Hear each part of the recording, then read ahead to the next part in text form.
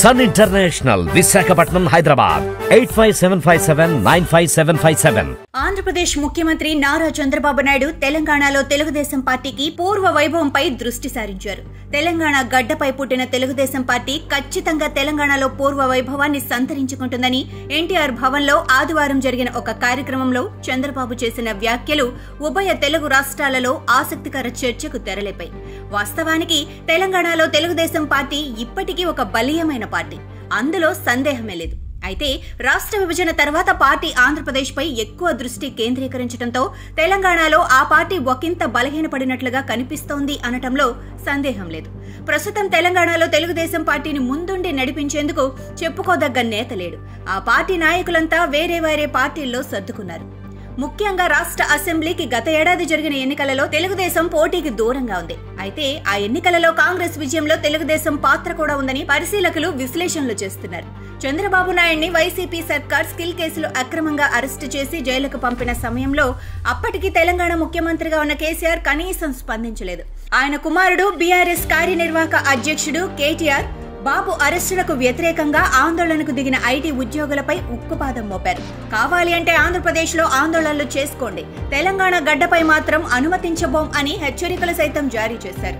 ఆ కారణంగానే తెలంగాణలో తెలుగుదేశం క్యాడర్ అభిమానులు పనిగట్టుకుని మరీ అసెంబ్లీ ఎన్నికలలో బీఆర్ఎస్ కు వ్యతిరేకంగా పనిచేశారు.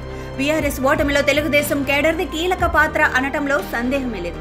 సరే, ఇక ప్రస్తుతానికి వస్తే తెలంగాణలో గెలుపోటములను ప్రభావితం చేయగలిగేంత బలం ఉన్న తెలుగుదేశం పార్టీ ఇక్కడ ఎన్నికల రణక్షేత్రానికి దూరంగా ఉండటం పార్టీ కేడర్కు ఇబ్బందికరమే.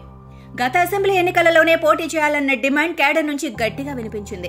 అయితే ఆంధ్రప్రదేశ్ రాష్ట్రంలో నెలకొని ఉన్న ప్రత్యేక పరిస్థితులు, పార్టీ అధినేత చంద్రబాబు అక్రమంగా అరెస్ట్ అయి జైలులో ఉండటం వంటి కారణాలతో అప్పట్లో తెలంగాణ అసెంబ్లీ ఎన్నికల బరిలో దిగకుండా తెలుగుదేశం పార్టీ దూరంగా ఉంది.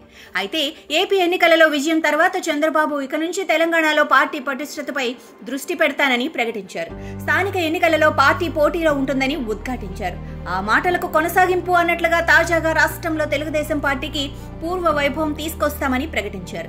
దీంతో రాజకీయ పరిశీలకులు చంద్రబాబు ఏడాదిన్నరలోగా జరగనున్న జీహెచ్ఎంసీ ఎన్నికలలో పోటీ చేస్తుందని, చంద్రబాబు ఆ దిశగా పార్టీని సమాయత్తం చేస్తున్నారని విశ్లేషిస్తున్నారు.